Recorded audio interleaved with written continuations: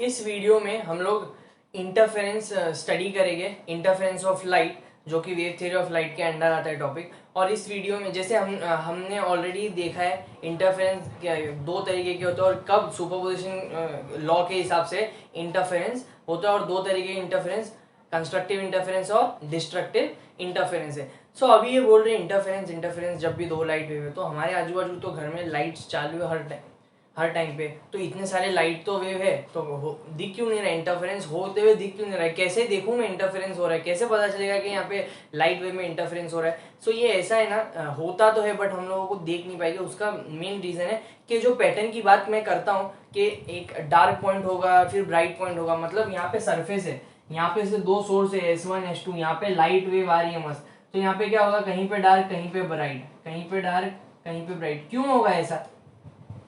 क्योंकि हो सकता है यहाँ पे जो फेज डिफरेंस हुआ वो ऐसा होगा जो डार्क पॉइंट के लिए होगा, फिर ब्राइट पॉइंट के लिए हो सकता है ऐसा फेज डिफरेंस इस पॉइंट को जो ब्राइट पॉइंट के लिए, तो कहीं भी डार्क और ब्राइट पॉइंट का ऐसा पैटर्न मिलेगा जहाँ पे डार्क ब्राइट, तो ऐसा पूरा पूरा लाइट ही नहीं दिखेगा। मतलब दो लाइट वेव जब ये देखो, नॉर्मली एक विंडो ओपन है आपकी, दो विंडोज है समझ लो आपके घर में, लाइट यहाँ से भी एंटर करिए यहाँ से भी एंटर करिए, क्या लगता है आपको यहाँ से इसको ब्लॉक कर दूंगा, यहाँ से लाइट वेव आएगी, ये पूरा पार्ट इल्यूमिनेट हो जाएगा। अच्छा, इसको ब्लॉक कर दूं, इधर आएगा, ये पूरा पार्ट इल्यूमिनेट हो जाएगा। अच्छा, दोनों विंडो को साथ में खोल दो, दोनों विंडो को साथ में खोल दो, आपको लगेगा अरे बहुत ज्यादा ब्राइटनेस आएगी। डेफिनेटली, क्योंकि विंडोज का साइज बहुत बड़ा है तो इंटरफेरेंस इतना ज्यादा दिखेगा नहीं। सो मोस्टली तो लाइट का इंटेंसिटी ज्यादा बढ़ जाएगा, लेकिन कुछ हिस्सों में आपको हल्का सा शेडो या ये सब दोनों लाइट वेव के होते हुए भी शेडो क्रिएट हो सकता है। बट अगर ये मैं विंडो को इतना छोटा कर दूं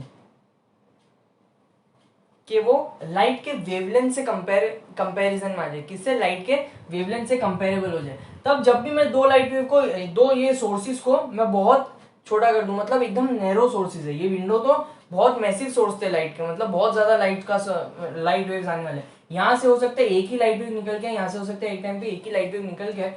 सो अब जब ये लाइट वेव यहाँ पे ट्रेवल करेगा ना, जब दो, तो एक पॉइंट पे हो सकता है कंस्ट्रक्टिवली इंटरफेयर करे या डिस्ट्रक्टिवली इंटरफेयर करे। तो यहाँ पे हो सकता है या तो ब्राइट पॉइंट आए या तो डार्क पॉइंट आए, हो सकता है आगे दूसरे वेव जो आने वाले वो यहाँ आएंगे, तीसरा वेव जो बाकी के दूसरे आगे आने वाले वेव वो यहाँ आए, यहाँ आए, यहाँ आए, यहाँ।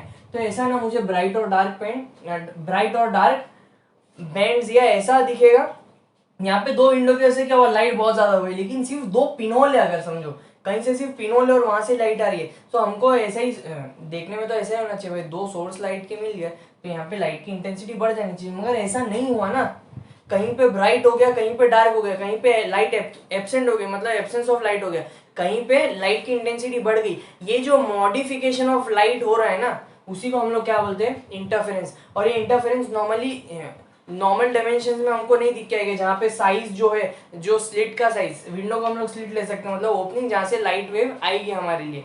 सो वो इतना मैसिव है कि वेवलेंथ से बहुत ज्यादा है। तो हम लोगों को जो भी ये चीजें पढ़नी है ना, इंटरफेरेंस हो गया, डायफ्रैक्शन हो गया, तो उसके लिए, या पोलराइजेशन भी था जो, तो उसके लिए हम लोग का जो लाइट वेव है उसका जो वेवलेंथ है उससे कंपेरेबल ही ना बाकी पूरा अपैरेटस भी चाहिए। अपैरेटस मतलब ये जो स्लिट है या जो विद है जहाँ से लाइट जाएगी, उसका जो साइज है वो भी कितना होना चाहिए, वेवलेंथ से कंपेरेबल होना चाहिए। विंडो का साइज तो बहुत बड़ा है, इसीलिए इंटरफेरेंस या ये जो पैटर्न की मैं बात कर रहा हूँ वो नहीं हो पाएगा, और यहाँ पे हो जाएगा। सो ये तो पता चला कि इंटरफेरेंस होने के लिए पहले तो साइज कंपेरेबल चाहिए, ठीक है, साइज वेवलेंथ से कंपेरेबल चाहिए। अपैरेट या जो भी चीजें हैं जैसे स्लिट विद हो गई, या दोनों सोर्स, इन दोनों सोर्स के बीच का डिस्टेंस भी बहुत कम होना चाहिए, ठीक है, ये सारी चीजें जो है वेवलेंथ, लाइट के वेवलेंथ से कंपेरेबल होना चाहिए। तो ये बहुत इंपॉर्टेंट पॉइंट है कि इंटरफेरेंस दिख क्यों नहीं रहा, रीजन ये। दूसरा रीजन, बड़ा रीजन, वैसे तो देयर आर 8 कंडीशंस, अगर वो 8 कंडीशन सेटिस्फाई हुई तो ही इंटरफेरेंस होगा, इंटरफेरेंस पैटर्न दिख के आएगा, जो ब्राइट और डार्क पॉइंट्स की मैं बात करता हूँ, वरना तो ये नहीं दिखने वाले। लेकिन ये कंडीशंस हम बाद में पढ़ेंगे। लेकिन ये एक जो चीज मैंने बोला, नैरो सोर्स होना चाहिए, और दूसरा जो, ये दो सबसे इंपॉर्टेंट चीजें, और उनमें भी सबसे इंपॉर्टेंट जो सबसे पहला पॉइंट जो है वो है कोहेरेंट सोर्स होना चाहिए। मतलब जब दो सोर्स से लाइट वेव आ रही है तो कोहेरेंट सोर्स का मतलब both sources should have equal frequencies, equal frequency, equal wavelength,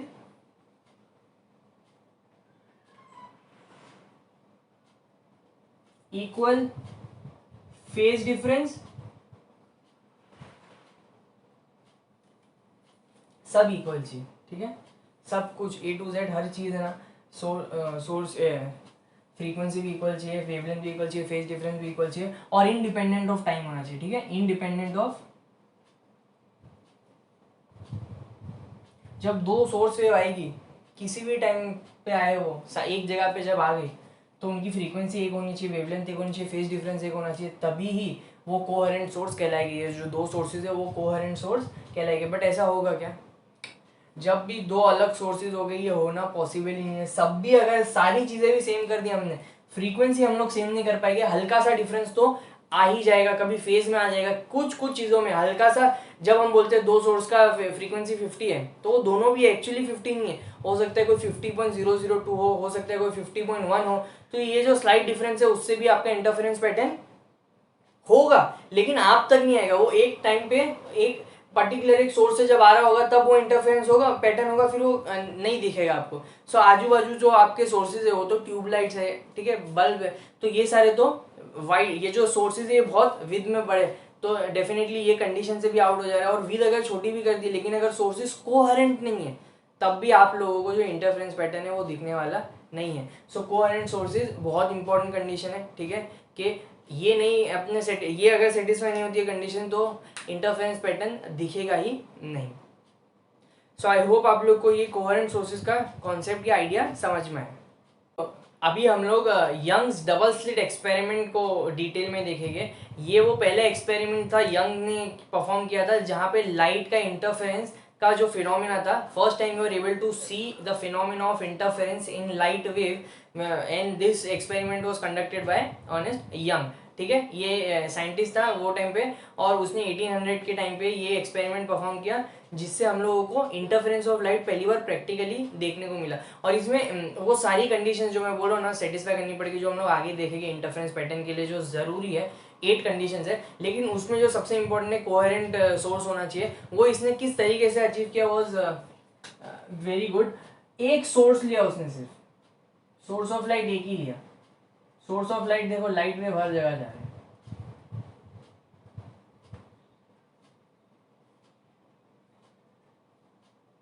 light wave ऐसा हर जगह जा रहा है। तो उसने क्या किया, लेंस लेके ये जितनी भी वेव्स है, ये जैसी भी जा रही है, जहां भी जा रही है, ठीक है, लेंस उसने इतनी बड़ी लिया, पूरा सोर्स को कवर किया कुछ हद तक, तो अब क्या हो गया, फोकस हो गया। अब वेव सारी कैसे आ रही है, उसने यहाँ पे ना एक कार्डबोर्ड रखा, क्या रखा,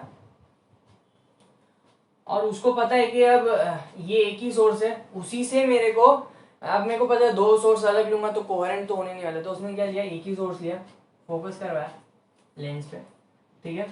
सो अब क्या हुआ, उसने दो है ना पिन होल क्रिएट किए, दो पिन होल है यहाँ पे, हल्के से होल है, ठीक है, ये पिन होल है, ठीक है। तो यहां से अब वेव निकलेगी, इधर से जितनी भी वेव निकलेगी वो कैसे कंसिडर होगी, S1 की तरह, सोर्स 1 की तरह, और यहाँ से जो भी वेव्स निकलेगी वो कैसे कंसिडर होगी, S2 की तरह। वेव्स ऐसी भी जाएगी, ऐसी भी जाएगी, वो सारी ऐसी जाएगी, यहाँ से निकलने के बाद वेव्स फिर से सेकेंडरी सोर्स होगा तो हर डायरेक्शन में यहाँ वो जाएगा थोड़ा बहुत, ठीक है। सो यहाँ पे आपका स्क्रीन है जहाँ पे आप देखने वाले हो, तो वेव्स अभी यहाँ पे कहाँ आएगी, इस पॉइंट पे आएगी, तो साइमल्टेनियसली हो सकता है वेव इधर से आएगी, इधर से आएगी, ठीक है। फिर एक पॉइंट ये हो सकता है, तो वेव यहाँ जाएगी, तो यहाँ से वेव यहाँ जाएगी, जहां जहां वेव साइमल्टेनियसली रीच करेगी वहां पे कंस्ट्रक्टिव इंटरफेरेंस या डिस्ट्रक्टिव इंटरफेरेंस होगा। तो ऐसे हम लोगों को एक पैटर्न मिलने वाला है। सो उसने इस चीज को कैसे एक्सप्लेन किया, क्या होगा यहाँ,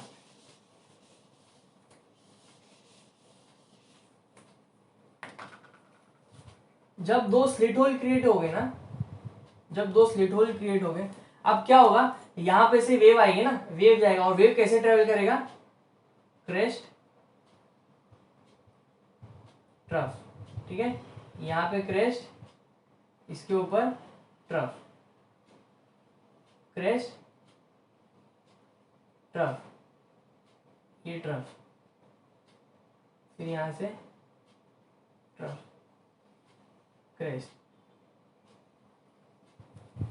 अब यहाँ पे मैं रुक जाता हूँ। होगा क्या, जब दो लाइट वेव ऐसे आएगी, यहाँ से भी पूरा आएगा, यहाँ से भी, सब स्प्रेड हो जाएगी लाइट। यहाँ से वेव आने वाली पूरी तरीके से स्प्रेड हो जाएगी, यहाँ से आने वाली वेव पूरी तरीके से आगे जाके स्प्रेड हो जाएगी। एक सोर्स की तरह रहेगा ना, तो बल्ब में से कैसा पूरी तरीके से भी निकलता है, वैसे इस पॉइंट सोर्स में से भी एक हल्का सा पॉइंट सोर्स रहेगा, लाइट वेव हर जगह जाएगी, यहाँ से भी लाइट वेव हर जगह जाएगी। तो ये जो लाइट वेव जाएगी इस पर्टिकुलर रीजन में ना, दोनों एक दूसरे के साथ इंटरेक्ट करेंगे या इंटरफेयर करेंगे। और जहां जहां आपको क्रैश क्रैश मिलता हुआ दिख रहा है, ये देखो 2 पॉइंट यहाँ पे आ गया, जहां जहां आपको क्रैश पॉइंट मिलेगा वो क्या मिलेगा, ब्राइट पॉइंट देगा आपको। या जहां जहां ट्रफ मिलेगा आपको क्या मिलेगा, ब्राइट पॉइंट। और जहां जहां क्रेस्ट और ट्रफ मिलेगा, जैसे ये देखो, ये वाला, ये मैं क्रॉस ले रहा हूँ, ठीक है, ये क्रेस्ट और ट्रफ मिला, यहाँ पे क्रेस्ट और ट्रफ मिला, तो इन दोनों को अगर जोड़ दूं, यहाँ पे मुझे क्या मिलेगा, डार्क पॉइंट। वैसे इसके ऊपर भी मेरे को ना क्या मिलेगा, डार्क पॉइंट। अगर इसको आप अच्छे से कंस्ट्रक्ट करोगे तो यहाँ पे डार्क पॉइंट मिलेगा, फिर इसके ऊपर आपको क्या मिलने वाला है, ब्राइट पॉइंट।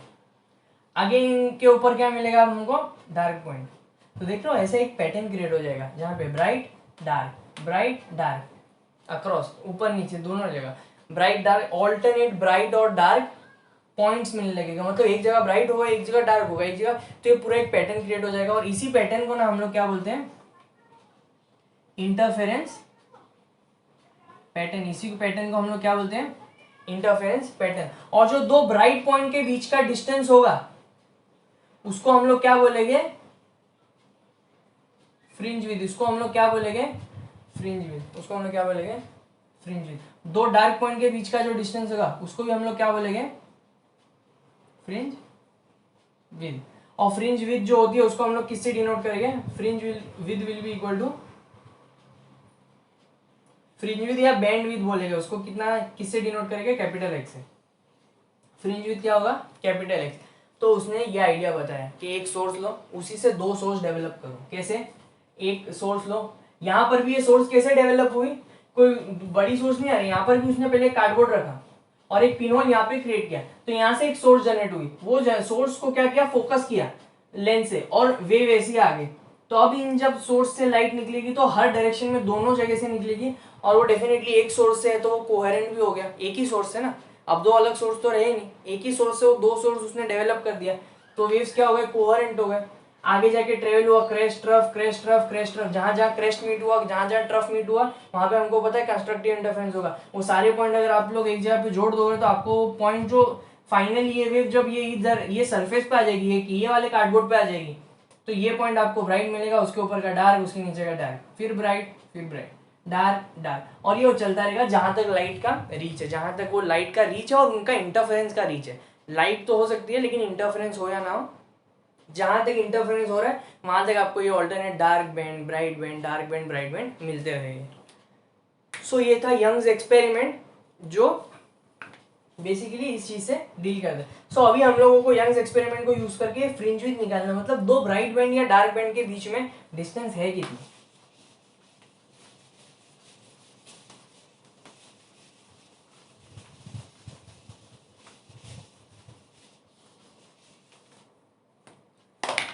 तो अगर मैं सिंपली समझ लो, ये कार्डबोर्ड है अपना, ठीक है, ये आपका मेन पहला वाला सोर्स S1, सोर्स S2, ये आपका सोर्स S1 है, ये आपका सोर्स S2 है, ठीक है। इन दोनों सोर्स के बीच में जो डिस्टेंस है ना वो स्मॉल डी ले लेता हूँ, और ये दो सोर्सेज है और ये जो कार्डबोर्ड है इनके बीच में जो डिस्टेंस है वो कैपिटल डी ले लेता हूँ। मान लेते हैं यहाँ से जो वेव आएगा और यहाँ से जो वेव आएगा वो इन दोनों के जो सेंटर का डिस्टेंस होगा वहां पे जो इंटरफेयर करेगा, ठीक है, इस पॉइंट पे ओ पे, कहाँ पे, ओ पे, ठीक है, इस पॉइंट ओ पे इंटरफेयर करेगा, ठीक है। अब यहाँ पे तो रीच करेगा, तो साइमल्टेनियसली रीच करेगा, डिस्टेंस कितना होगा, इक्वल। यहाँ से भी फेज डिफरेंस इक्वल है, यहाँ देखो ना पार्ट डिफरेंस, ये इन दोनों का सेंटर पॉइंट है, तो S1O और H2O एग्जैक्टली कितना होगा, इक्वल। और path difference equal, part equal है मतलब path difference zero, path difference zero मतलब यहाँ पे क्या होने वाला है, ब्राइट पॉइंट ऑब्वियसली। है ना, ब्राइट बैंड आएगा या ब्राइट पॉइंट आएगा। अब मान लेते मैं एक रैंडम पॉइंट पी ले लेता हूँ, क्या ले लेता हूँ, वेरी रैंडम पॉइंट पी, ठीक है। जो ब्राइट होगा डार्क होगा मुझे नहीं पता करना, मुझे वही फाइंड करना है कि भाई ये डार्क होने वाला है या ब्राइट होने वाला है, ये मुझे नहीं पता है। अच्छा इसके सेंटर से ना मैं यहाँ पे एक डॉटेड लाइन समझ लो, ये सेंटर पे से जा रही है, ठीक है इसके। सो मुझे अब ये नहीं पता है कि ये डार्क होने वाला है कि ब्राइट होने वाला है, बस मुझे इतना पता है ये बैंड और ये जो पॉइंट आने वाला है पी, इनके बीच का जो डिस्टेंस होने वाला है वो स्मॉल एक्स है, क्या है वो, स्मॉल एक्स, और वही मुझे स्मॉल एक्स फाइंड करना है, ठीक है। सो अब मैं क्या करता हूँ, ये सोर्स से डेफिनेटली ये पॉइंट पर भी वेव जाएगा, यहां से भी जाएगा और यहां से भी जाएगा, ठीक है।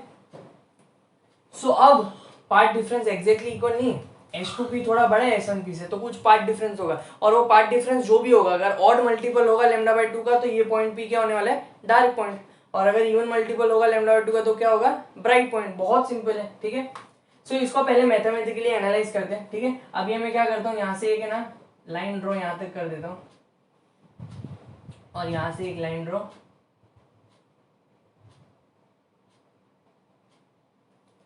इसको मैं पॉइंट M ले लेता हूँ, इसको मैं पॉइंट N ले लेता हूँ, ठीक है। तो मेरे पास अभी है ना क्लियरली दो ट्राइंगल है, एक S1MP और एक S2NP है। So in triangle S1MP, in triangle S1MP, देखो पाइथागोरस थ्योरम अप्लाई करो। मुझे क्यों मैं ये दोनों ट्राइंगल को यूज कर रहा हूँ, क्योंकि एक ट्राइंगल के पास S1P है, दूसरे ट्राइंगल के पास S2P है, और इन दोनों ट्राइंगल, इन दोनों का मेरे को डिफरेंस चाहिए, मुझे पार्ट डिफरेंस ही चाहिए। वो पार्ट डिफरेंस को ही लेके मैं समझ पाऊंगा कि वहां पे path difference odd multiple of λ/2 है या इवन मल्टीपल ऑफ λ/2 है, और उसी से मैं फाइंड करूंगा कि वहां पे ये जो पॉइंट है वो ब्राइट होने वाला है या डार्क होने वाला है। So in triangle S1NP Pythagoras theorem लगाओगे तो S1P का जो स्क्वायर है इज इक्वल टू S1M का स्क्वायर प्लस MP का स्क्वायर।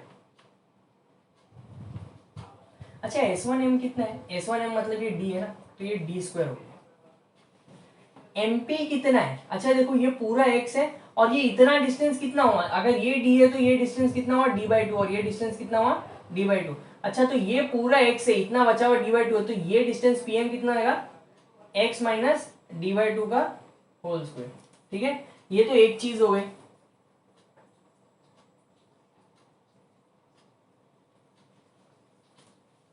अब आते हैं इन ट्राइंगल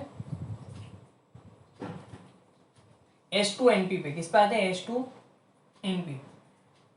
वापिस पाइथागोरस थ्योरम लगाओगे तो S2P का square is equal to S2N का स्क्वायर प्लस NP का स्क्वायर।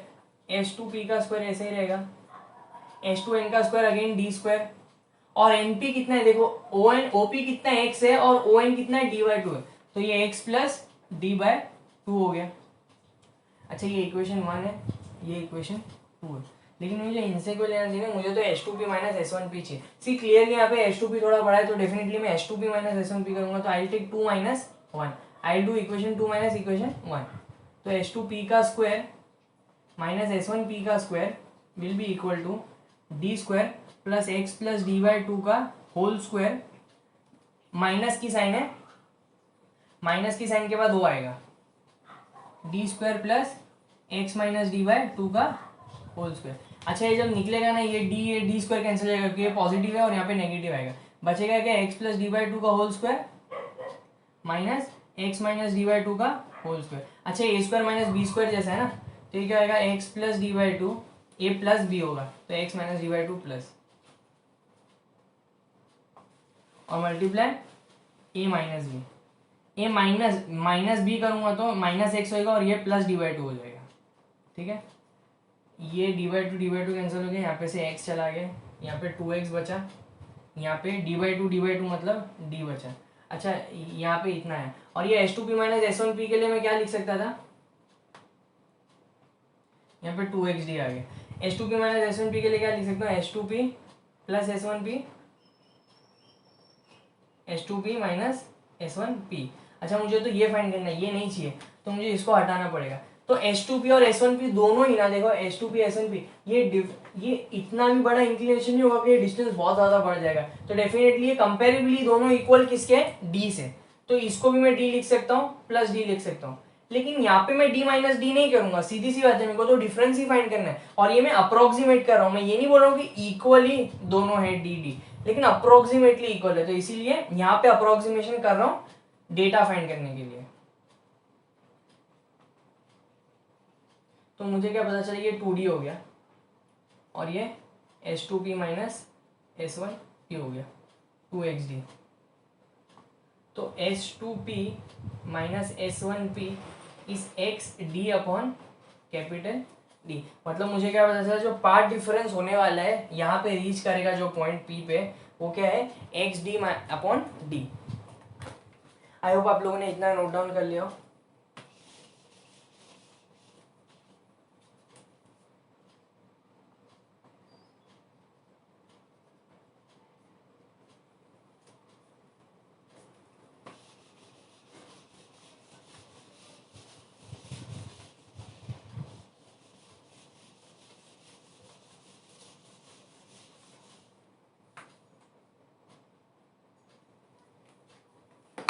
सो ये क्या है, आपका पार्ट डिफरेंस है। क्या ये आपका पार्ट डिफरेंस है, यहाँ पे हम लोग लिख लेते हैं ये तो पार्ट डिफरेंस है। अगर मुझे कंस्ट्रक्टिव इंटरफेरेंस अगेन चाहिए ये पॉइंट पी पे, तो मुझे पता है इन दोनों वेव का जो पार्ट डिफरेंस होना चाहिए वो क्या होना चाहिए, even multiple of lambda by 2। I know this, ठीक है। तो फॉर कंस्ट्रक्टिव इंटरफेरेंस,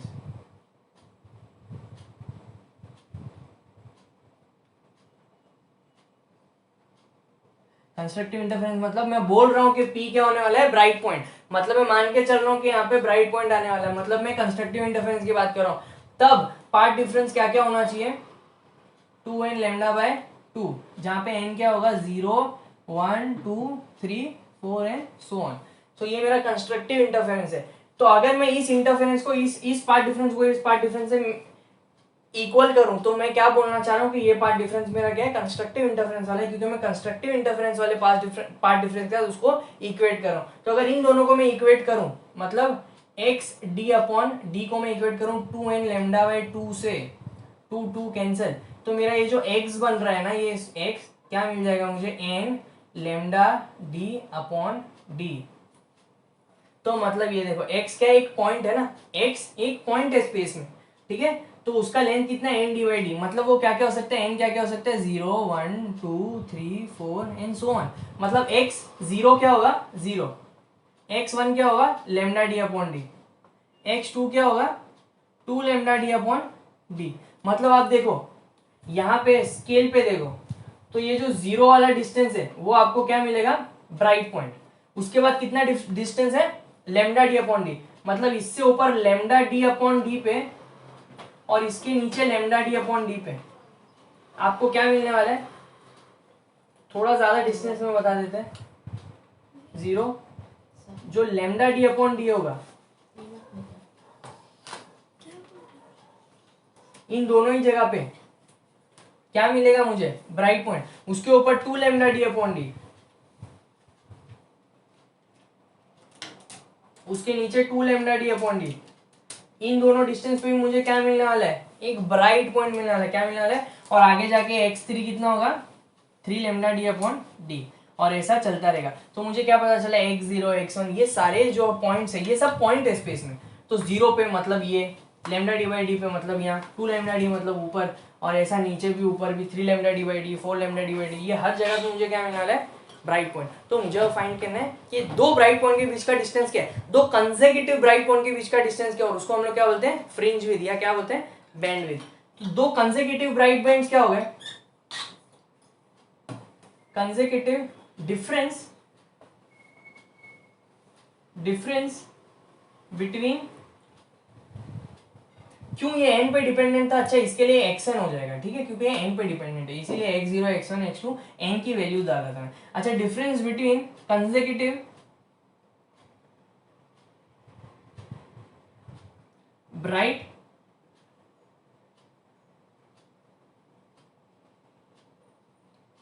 बैंड, ठीक है। Difference between consecutive bright band क्या होगा, x1 माइनस x0 कितना आएगा, x1 minus x0 lambda D upon D minus 0, कितना है lambda D upon D. x2 minus x1 consecutive ना, तो 2 lambda D upon D minus lambda D upon D, कितना आया लेमडा डी अपॉन डी। अच्छा अभी xn और xn प्लस 1 लेते हैं, सो xn प्लस 1 माइनस xn। अच्छा xn प्लस 1 कितना होगा, n plus 1 lambda D upon D.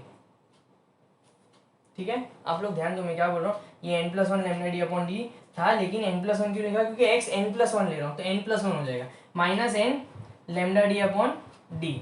अगर इनको मैं सॉल्व करूंगा तो क्या मिलेगा मालूम है मुझे, अगेन पूरा मल्टीप्लाई हो गया, ये n कैंसिल हो जाएगा, क्या मिलेगा लेमडा डी अपॉन डी मिलेगा। इन शॉर्ट मुझे क्या पता चल गया, दो कंसेक्यूटिव ब्राइट पॉइंट्स के बीच में हमेशा डिस्टेंस कितना होने वाला है लेमडा डी अपॉन डी। आप यहाँ पे भी देख सकते हो 0 से लेमडा डी अपॉन डी, मतलब एक ब्राइट पॉइंट दूसरा ब्राइट पॉइंट, डिस्टेंस कितना है लेमडा डी अपॉन डी, फिर ये भी लेमडा डी अपॉन डी। इसको मैं डिनोट करूंगा कैपिटल एक्स से, तो कैपिटल एक्स की वैल्यू क्या मिलेगी मुझे lambda D upon D. Constructive interference का तो केस ये हो गया। आई होप आप लोगों को कंस्ट्रक्टिव इंटरफेरेंस का ये केस समझ में आया हो।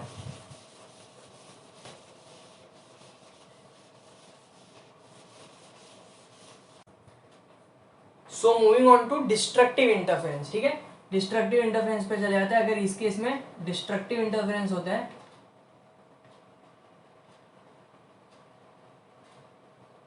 अच्छा मुझे पता है डिस्ट्रक्टिव इंटरफेरेंस के लिए पार्ट डिफरेंस क्या चाहिए, कितना चाहिए मुझे पार्ट डिफरेंस डिस्ट्रक्टिव इंटरफेरेंस के लिए, 2n माइनस 1 लेमडा बाय 2, जहाँ पे n क्या होगा 1 2 3 4।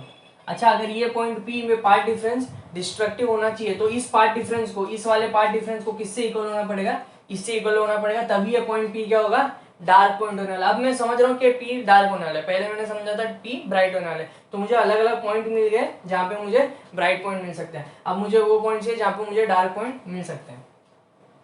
सो ये वाला पार्ट डिफरेंस जब इससे इक्वल होगा x d upon D 2n minus 1 lambda by 2, तो ये xn हो जाएगा क्योंकि n पे डिपेंडेंट है। ठीक है, तो यहाँ पे xn क्या आएगा 2n minus 1 lambda by 2 d upon small D, जहाँ पे n की वैल्यू क्या है 1 2 3 and so on. So x 1 क्या है, 1 डालोगे तो आपको लेमडा डी अपॉन 2d मिलेगा। x2 क्या है 3 lambda D upon 2d। x3 क्या है 5 लेमडा डी अपॉन 2d। सो आपको क्या पता चल गया,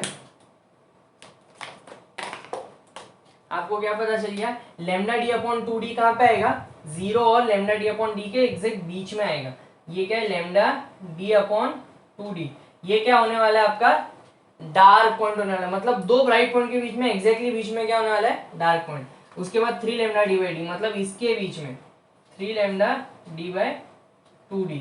वैसे यहाँ पर होगा लेमडा डी अपॉन 2d और यहाँ पर होगा 3 लेमडा डी अपॉन 2d। सो इन ब्राइट पॉइंट्स के बीच में एग्जैक्टली डार्क पॉइंट होने वाले। ठीक है, सो डार्क पॉइंट कहाँ कहाँ आएंगे lambda D upon 2d 3 lambda D upon 2d 5 lambda D upon 2d और सो ऑन आगे आते जाएंगे जहाँ तक लाइट इंटरफेयर करेगी उन डिस्टेंस तक। अब ये तो पता चलेगा कि यहाँ तक आ सकते हैं। अब मेरे को कंसेक्यूटिव डार्क पॉइंट के बीच में तो डिफरेंस चाहिए, ब्राइट पॉइंट के बीच में डिफरेंस, ब्राइट पॉइंट का फ्रिंज विड्थ मिल गया, x is equal to lambda D upon lambda capital D upon small D, वो मिल गया था। अब यहाँ पे भी देखते क्या मिलता है, तो कंसेक्यूटिव के लिए x1 minus x2 minus x1 3 lambda D by D upon 2d minus lambda D upon 2d, कितना आएगा ये 2d नीचे आएगा, 3 lambda D minus lambda D 2 lambda D, कितना है lambda D upon small D, ये तो ये आ गया। अब x3 माइनस x2 करता हूँ तो 5 lambda D upon 2d minus 3 lambda D upon 2d, नीचे 2d आ गया, ऊपर भी 2 लेमडा डी आ गया, again lambda D upon D आ गया। अच्छा अभी xn प्लस 1 माइनस xn करता हूँ, जनरल करता हूँ, ये दो तो आपको नॉर्मली करके बताया, जनरल करता हूँ तो जनरल में क्या आएगा 2n प्लस 1 माइनस 1, क्योंकि 2n प्लस 1 ले रहा हूँ, lambda D upon 2d minus 2n minus 1 lambda D upon 2d। अच्छा lambda D upon 2d common ले लूंगा अगर, तो मेरे पास यहाँ पे क्या मिलेगा, मेरे को 2n प्लस 2 माइनस 1, फिर माइनस की साइन के माइनस 2n प्लस 1, क्या क्या गया 2n चला गया, -1 + 1 चला गया, बचा गया 2। तो क्या मिला, λd/2d इंटू 2। ये 2 कैंसिल आ गया, मतलब पता क्या चला, λd/d मिला मुझे। दो कंसेक्यूटिव डार्क पॉइंट के बीच में भी मुझे क्या डिस्टेंस मिला, λd/d। और ये मेरा क्या है, कैपिटल एक्स। तो मुझे क्या पता चला, दो ब्राइट पॉइंट के बीच का भी डिस्टेंस λd/d है, दो डार्क पॉइंट के बीच का भी डिस्टेंस λd/d है। इन शॉर्ट फ्रिंज विथ क्या है, λd/d। सो ये था पूरा यंग्स एक्सपेरिमेंट, और इसके बेसिस पे हमने फ्रिंज विथ कैलकुलेट की, that is the distance between two consecutive bright points या टू कंसेक्यूटिव डार्क पॉइंट जो कि इक्वल है। और तो ये कैसा पैटर्न मिलेगा, एक बहुत ही सिमेट्रिक पैटर्न होगा, इक्वल डिस्टेंसेस पे ब्राइट पॉइंट होगी, इक्वल डिस्टेंसेस पे डार्क पॉइंट होगी। लेकिन उसका कंडीशन क्या है, इस इंटरफेरेंस पैटर्न को मीट करने के लिए 8 नेसेसरी कंडीशन है जो हम आगे देखेंगे। लेकिन जो मोस्ट इंपॉर्टेंट कंडीशन थी वो कोहेरेंट होना ही चाहिए सोर्सेज को, और सोर्सेज बहुत नैरो होने चाहिए। और आगे की जो 6 कंडीशन होगी वो भी इक्वली इंपॉर्टेंट है, बट ये जो कोहेरेंट वाली जो कंडीशन है वो फर्स्ट और फॉरमोस्ट सबसे इंपॉर्टेंट कंडीशन वही है। सो आई होप आप लोग को ये पूरा इंटरफेरेंस बाय यंग्स एक्सपेरिमेंट, ठीक है, ये हम लोगों ने यंग्स डबल स्लिट एक्सपेरिमेंट देखा, वो आप लोगों को समझ में आ गया हो। सो आई राइट इट डाउन यहाँ पे, ये यंग्स डबल स्लिट एक्सपेरिमेंट था।